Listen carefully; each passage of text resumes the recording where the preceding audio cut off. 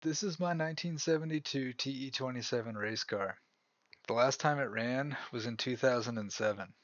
It's been a race car since the 90s, and it certainly shows the scars of decades of club racing. But it's a classic. There aren't a lot of these cars out there, and so it deserves to run again. Here's some clips from that race. This year, the runoffs return for the second time to Heartland Park, Topeka. Defending champion looks at the green, and we are underway in Jeep production. Very slow start. They brought him up very slow, but Chuck Mathis now checking out. Mathis working the field. Let's skip to the last lap. And right now, Jay Marlowe looking in his rearview mirrors, doesn't see a soul. What he sees ahead Easy now. Is the checkered flag onto the front straightaway. The gold medal awaits, as does the checkered flag. The crew celebrates, the flag waves, and Jay Marlowe will take the national championship, his first national championship. He won his division this year. He takes the national championship as well. This man right here builds the engines, he builds the suspension, he built this car.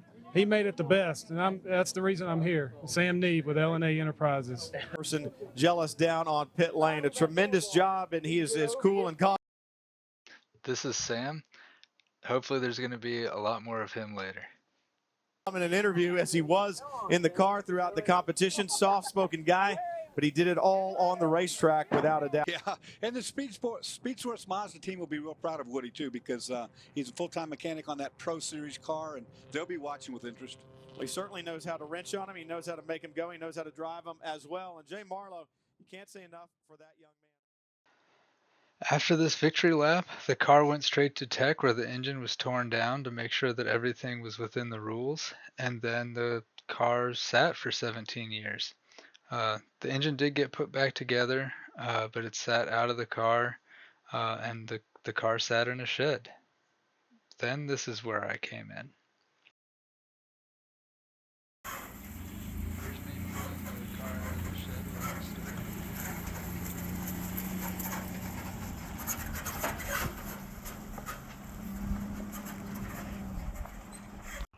4-hour drive later, trailer's in the parking lot using a speed bump to turn a U-Haul trailer into a tilt race car trailer. It worked great, except the tires were dry rotted, flat spotted, and super flat, so I didn't actually need the rope to keep the car from rolling off the trailer.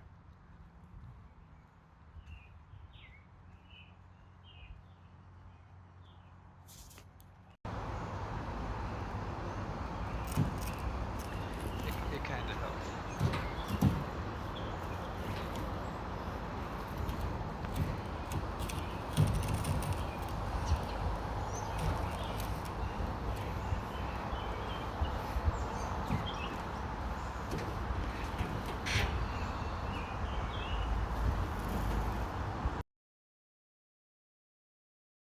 Now I'll do a walk around of the car. This is how it looked in the picture from the SCCA logbook that came with the car. It was called Hog Wild. Not anymore. But yeah, in the following clips, this is how the car looked when I put it in the garage after dragging it off the trailer.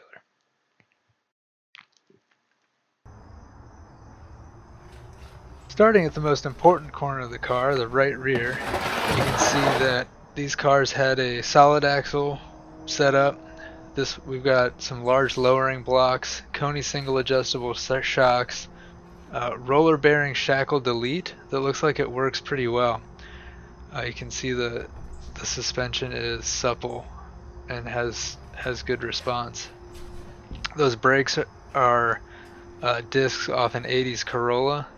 Originally these cars had drums in the back. Wiring, that's kind of concerning there. Old seat out of a NASCAR. Big fuel line, like we're ready for ethanol. Cage, lots of reinforcement, pretty good safety here. It's got switches. Not sure what those all do yet. There's like 6, but I can only think that there would be fuel pumps and ignition. So we've got 4 unknown switches. In the back, in the trunk, we've got the it's a dual pickup fuel system with 2 pumps, cartridge fuel filter. That blue hose is the fuel sample port, and then the vent is coming up. That's that black hose. Nothing scary in there, fortunately, but certainly the foam will need to be replaced, and that is the fuel level dipstick. Lexan rear window. Got some old sponsor stickers on here that will have to come off.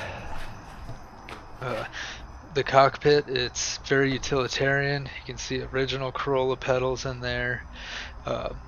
There's 2 cutouts for the shifter.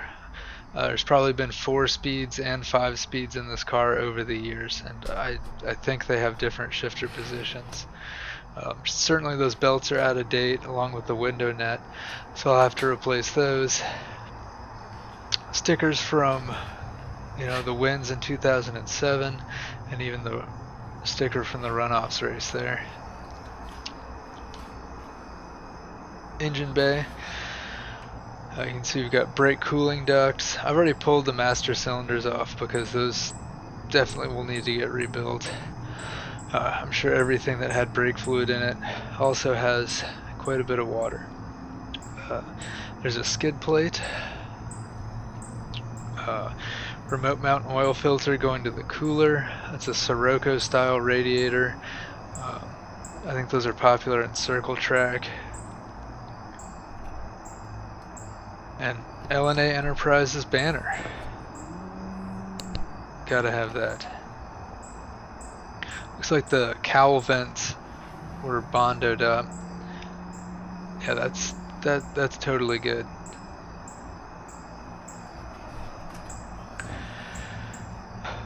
Original grille. The SCCA rules state that you have to have the original grille on the car. But you can see a fairly large air dam to try and keep air out from under the car, with an intake for the brake ducts in the center there. Fabricated front control arms and roll center correction spacers. The engine, it's a 2TC. It's a 1.6 liter. They've got a hemispherical combustion chamber. They make great power. The rev limiter is set to 9,000 on the car, so I think it's really gonna rip. It's got dual side draft Makunis. The distributor is fully gutted. You can see where the advance mechanism's all welded up there. This setup uses a pickup off the flywheel to trigger the ignition.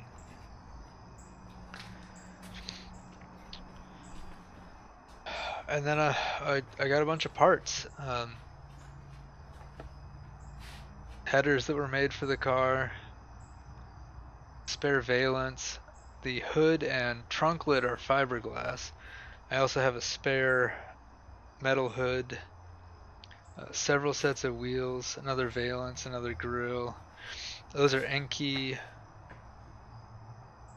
wheels. I've got 2 sets of those.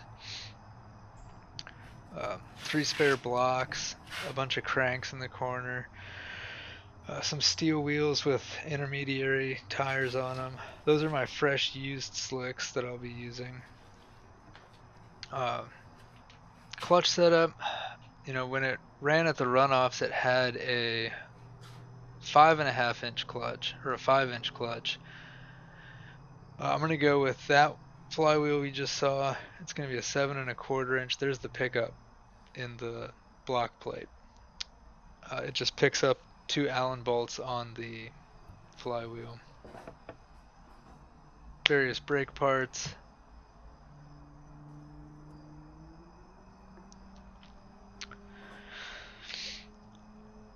Car is total loss ignition right now. There's a little 50 amp alternator I'm thinking about putting on it.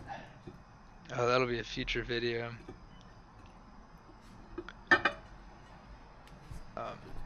I'm going with a 7¼ inch ceramametallic clutch. I figure I need all the help I can get learning how to drive this car.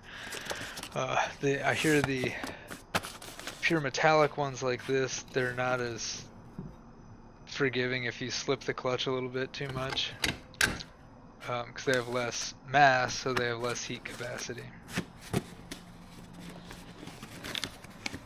Yep, it's a box.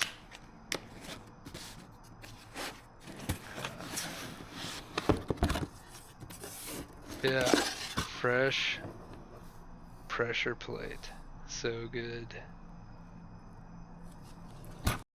Alright, that's how the car sits right now. I'm going to be coming out with videos showing y'all how I work through all the different projects and get this car back on the track.